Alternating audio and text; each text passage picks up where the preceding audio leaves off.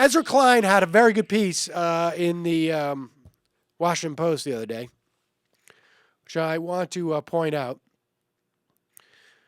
Basically, there has been an increased call for raising the Social Security benefit. And more attention is being paid to the idea of bringing more people into Medicare. Stephen Brill, who we interviewed on this program 2 weeks ago, I guess it was, had a very big, important piece in Time magazine, which ultimately, essentially, though in the piece he doesn't conclude that we should adopt a single-payer system, essentially Medicare for all. Subsequent to the piece, he came out in favor of it, and he is certainly not someone who is ideologically predisposed towards something like that. But it is extremely a rational option. Ezra Klein last week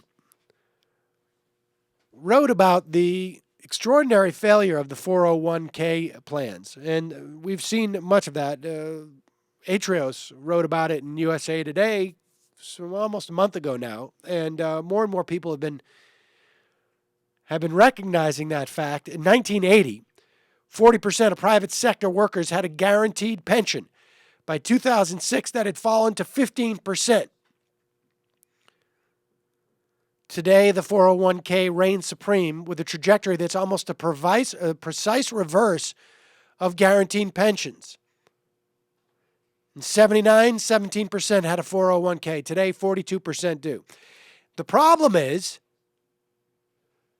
in 2010, 75% of workers nearing retirement had less than $30,000 in their 401k.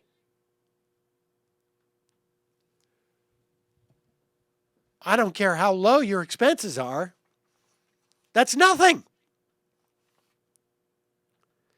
60% of low-income households are at risk at being unable to maintain their already modest living standards in retirement. That includes Social Security, before any Social Security cuts.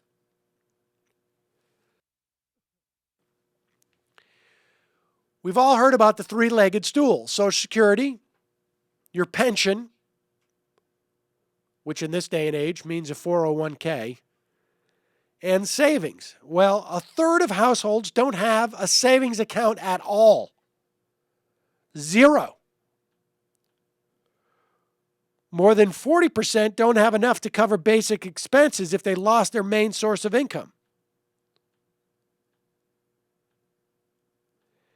In fact, people's savings are so strapped, particularly after the financial crisis. In 2010, contributions to defined contribution pensions, that's 401ks, any type of pension where how much money you put in is a set number and guaranteed, but how much money you get out is essentially a whim of the market. Contributions to defined contribution pensions totaled $176 billion. Early withdrawals, which of course are carry heavy penalties and are a function of no savings, totaled $60 billion, almost one-third.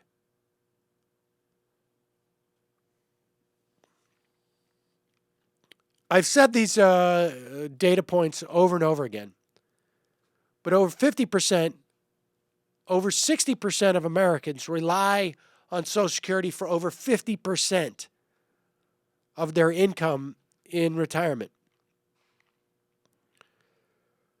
For 37% of Americans over the age of 65, Social Security represents all of their income.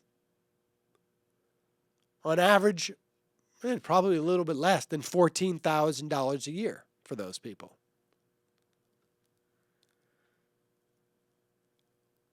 %80 of the income for seniors in the bottom half of the income distribution. That's how much it provides. And then when you're in that next quintile of Americans, it's about 60%. So Social Security is hugely important. And there's every reason right now to increase benefits. We are facing a retirement disaster in this country. And the idea that you can cut back on Social Security and it will not impact society, of course, is a joke. Because someone's going to pay for these seniors. And it will more than likely, in some instances, be their family members.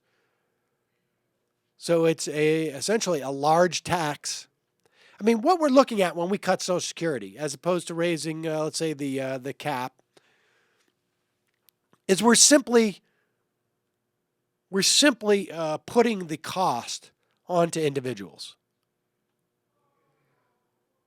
We're simply privatizing more of the responsibility. It's the same when we cut Medicare. We're simply privatizing more of the responsibility. And who does that benefit? It benefits only one cohort in society. Only one. And that is the rich.